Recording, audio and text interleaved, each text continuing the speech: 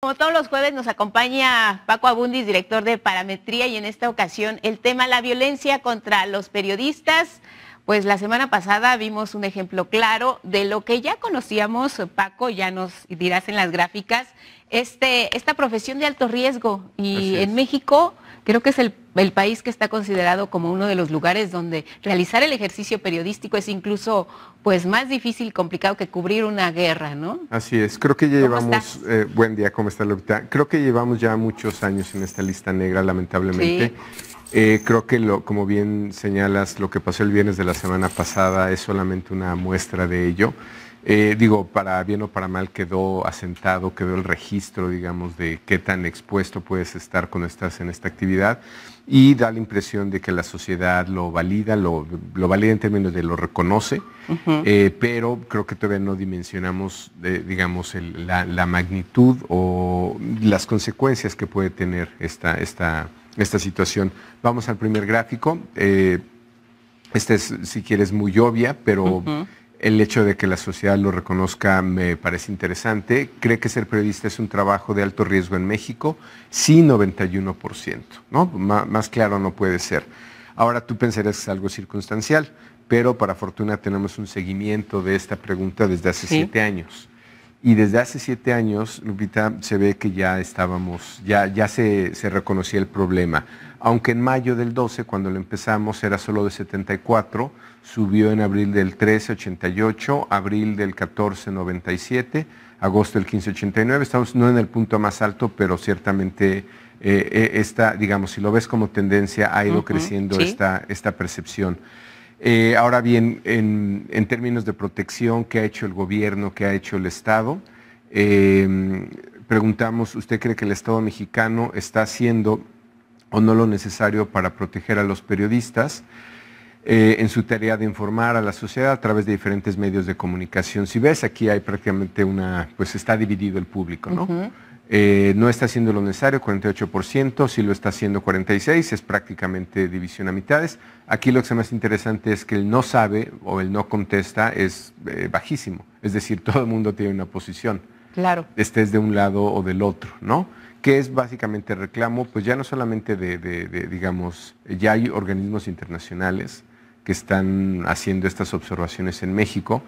Como anécdota te diría que somos ya parte de un museo en Estados Unidos, el Museum en Washington, donde está pues una especie de homenaje al número de periodistas muertos en acción, y México pues pinta en el mapa de rojo, ¿no?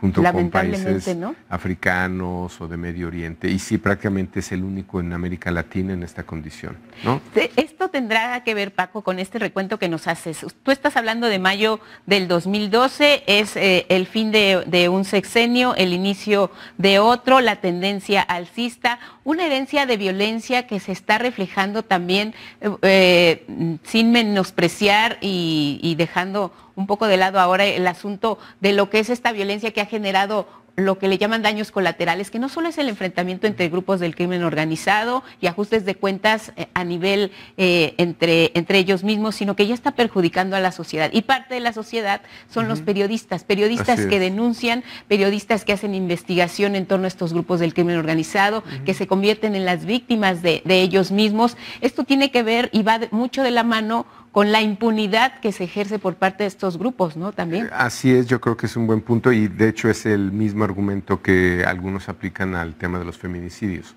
O sea, estamos en una situación de extrema violencia.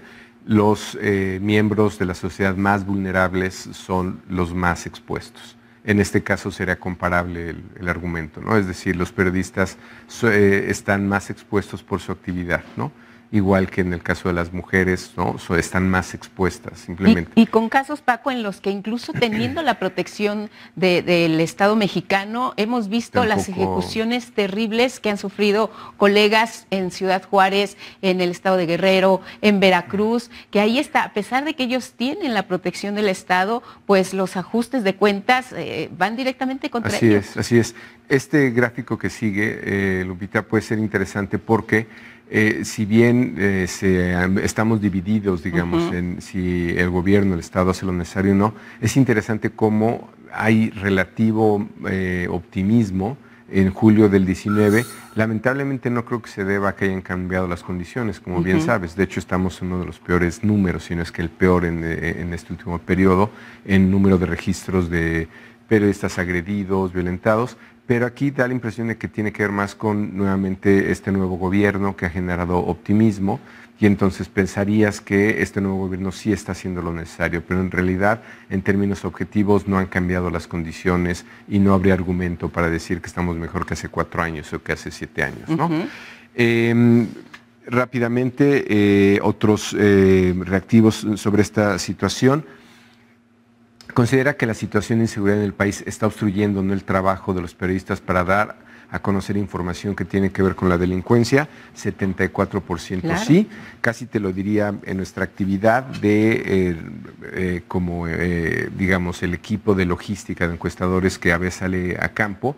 Te voy a decir que un dato que es grave es, en realidad nosotros podemos entrar solo a los lugares seguros del país. Exacto. Entonces, como no entramos a los lugares inseguros, cuando preguntamos por percepción de inseguridad, en realidad le estamos subregistrando. Porque claro. Entonces, si el dato que pueda tener INEGI o cualquiera de los colegas de más del 70% del país, casi 80% se siente inseguro, ese dato debería ser un poco más grave incluso, ¿no? Si vemos este mismo dato en el histórico, verás que también es muy constante. En abril del 17 llegó un pico de 88%, pero la idea de que sí se está obstruyendo es bastante clara. Finalmente, ¿quién sería este actor? O de dónde provienen las principales amenazas para esta obstrucción o para que los periodistas no reporten. Creo que hay una idea clara de que es más el crimen organizado. De hecho, aquí hay 4 años de diferencia y es prácticamente el mismo porcentaje. 36-34 del gobierno, 54-53 del crimen organizado. Y finalmente un dato de coyuntura para ver niveles de conocimiento de estos eventos. Recordarás un evento que tuvo esta periodista Lidia Cacho en su hogar. Sí.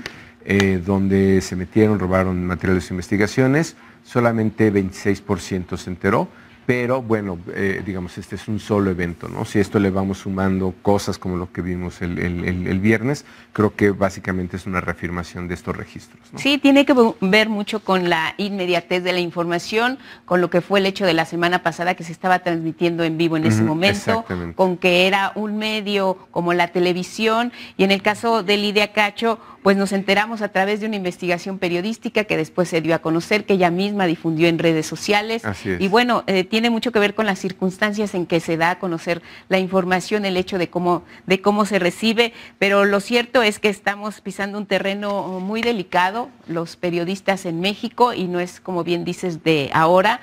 Es un antecedente que ya está ahí, que nos ubica con esta cifra negra, teñida de rojo, por el número de colegas que han perdido la vida solo por el ejercicio y el derecho a informar, ¿no? Exactamente, Lupita, y pues yo creo que hay por lo menos conciencia de parte de la sociedad. Así es. Gracias, Paco. Gracias. La revisamos en la página de Parametría. Te vemos la próxima semana. Gracias, que te sigas recuperando. Gracias.